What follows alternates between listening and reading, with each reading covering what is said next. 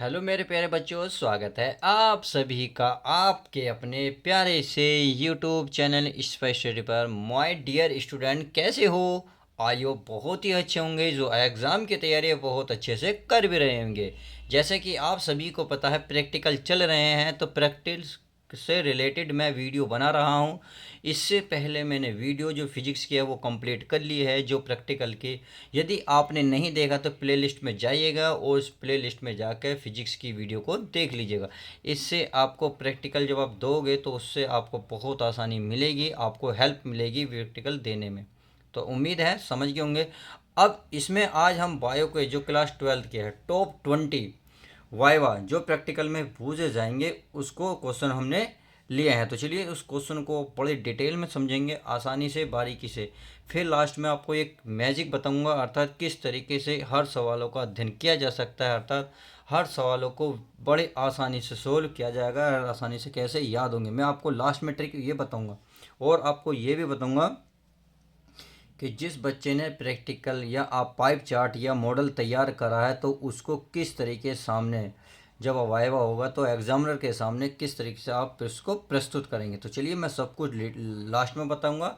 सबसे पहले हम क्वेश्चन देख लेते हैं क्योंकि क्वेश्चन मोस्ट इंपॉर्टेंट है।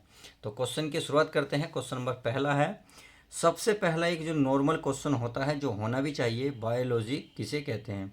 ये बच्चे ज़्यादातर इसे याद नहीं करते, किताब लेते हैं, रटना शुरू कर देते हैं, जो सबसे ज़्यादा एक नुकसान देता है।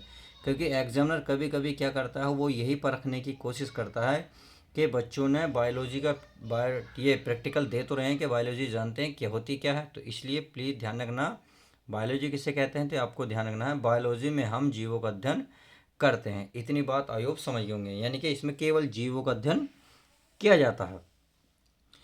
अब अगला क्वेश्चन है, डीएनए क्या होता है। डीएनए क्या होता है? तो मेरे बच्चे ध्यान रखना, डीएनए एक आनुवांशिक पदार्थ होता है। तो वो कभी कभी देखिए डीएनए की फुल फॉर्म भी बूझ लेता है और डीएनए क्या होता है यानी कि इसका कार्य भी बूझ लेता है। तो आपको डीएनए की फुल फॉर्म पता होनी चाहिए। जो डीएनए की फुल फॉर्म होती है प्यारे बच्चों, ये डीऑक्सी राइबो न्यूक्लिक एसिड। अब यहाँ पे कभी कभी आरएनए की फुल फॉर्म भी भूल लेता, यानी कि डीएनए के साथ साथ मैं कितने क्वेश्चन को कवर कर रहा हूँ। एक, डीएनए किसे कहते हैं, अनुवांशिक पदार्थ है। क्या होता है अनुवांशिक पदार्थ। डीएनए की फुल फॉर्म क्या है ये मैंने बताई। अब कहता है आरएनए की फुल फॉर्म बताइए। तो इसमें आपको ध्यान रखना है, इससे बोलना है ribo nucleic acid. I hope समझ गए होंगे। अब क्वेश्चन नंबर नेक्स्ट, अगर द्विनाम पद्धति किसने दी है। तो द्विनाम जो पद्धति है वो किस साइंटिस्ट ने दी है ये आपको बताना है। तो एग्जामिनर क्या करेगा, आपसे पूछेगा तो आपको बताना है, सर कैरोलस लीनियस नामक वैज्ञानिक ने द्विनाम पद्धति दी है। क्या नाम है साइंटिस्ट का?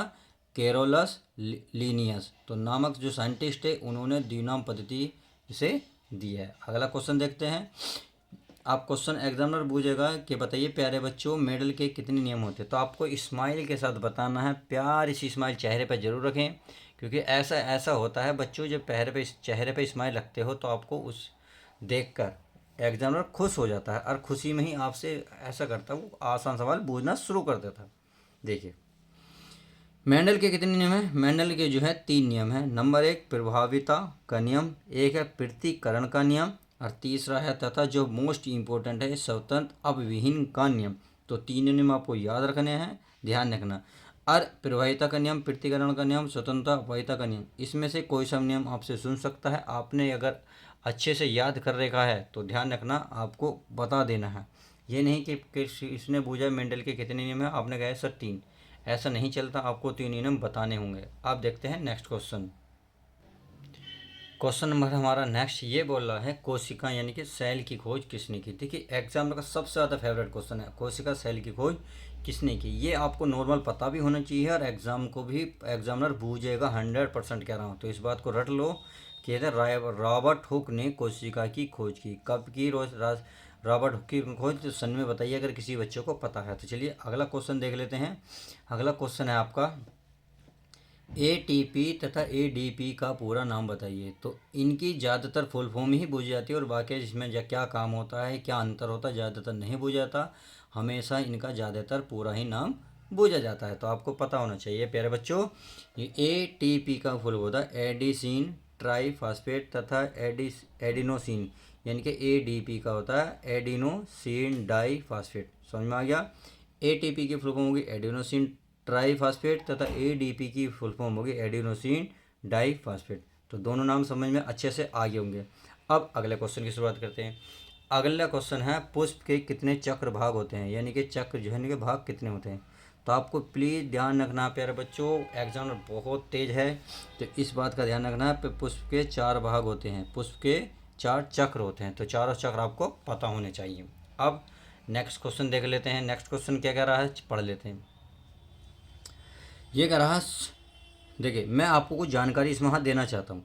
सभी चैप्टर यूनिट याद करने जाना चाहिए, यानी कि जब आप एग्जामिनर के सामने जाएं, जब भी प्रैक्टिकल देने जाएं, तो आपको ध्यान रखना है उस किताब में टोटल यूनिट कितनी है ये आपको अच्छी तरीके से पता होना चाहिए। क्योंकि वो बच्चा, ये जो एग्जामिनर है, कभी कभी हमारे जो टीचर आएंगे वो ये देखते हैं कि बच्चे ने केवल रटा है या अच्छे से तैयारी करी है। तो आपको यूनिट पता होनी चाहिए आप क्योंकि इस किताब में कितनी यूनिट है। तो प्लीज़ सभी चैप्टर का मतलब होता है यूनिट, याद करके जाना है। तो समझ में आ गया। वो पूछ सकता है कि आपके चैप्टर में कितनी यूनिट हैं या आपकी जो सिलेबस में है बायोलॉजी में कितने चैप्टर हैं। समझ में आ गया। तो चलिए अगला देख लेते हैं। अगला है चार्ट या मॉडल। तो चार्ट बना रहे हो या कोई मॉडल बनाया है आपने, जो बनाओगे यानी कि बनाए गए टॉपिक को अच्छे से पढ़कर जाना है। यानी कि कहने का मतलब है प्यारे बच्चों, आपको चार्ट पेपर बनाते हो या कोई मॉडल तैयार करा है, उस मॉडल जो बनाया है, ये चार्ट पेपर में बनाया है, उससे रिलेटेड जितने भी आपको क्वेश्चन हैं वो सारे पढ़कर जाने हैं। एक भी क्वेश्चन आपको मिस नहीं करना, क्योंकि एग्जामिनर जब चार्ट या मॉडल आपका देखता है तो उसी से रिलेटेड सारे क्वेश्चन पूछता है। इसका मतलब है आपको अच्छे से पढ़कर उसके सामने प्रेजेंट होना है एग्जामिनर के सामने। तो प्लीज़ इस बच्चों ध्यान रखना, सबसे मोस्ट इंपॉर्टेंट क्वेश्चन 2 ही हैं इस चैप्टर, इसके अब तक के वीडियो के। सभी चैप्टर की यूनिट याद करके जाओ तथा चार्ट मॉडल पर जो चित्र बनाया है, जो भी तुमने टॉपिक तैयार करा है, उस टॉपिक से संबंधित सारे क्वेश्चन पढ़ के जाने हैं। अब देखते हैं आगे next question. Question number next है हमारा, मनुष्य का वैज्ञानिक नाम क्या है। तो आपको ये तो देखो पता ही होना चाहिए, ये तो लगभग सभी को पता है, ये नॉर्मल सा क्वेश्चन है, इसको तो मैं बताऊँगा नहीं, आप सीधा सीधा पढ़ सकते हैं।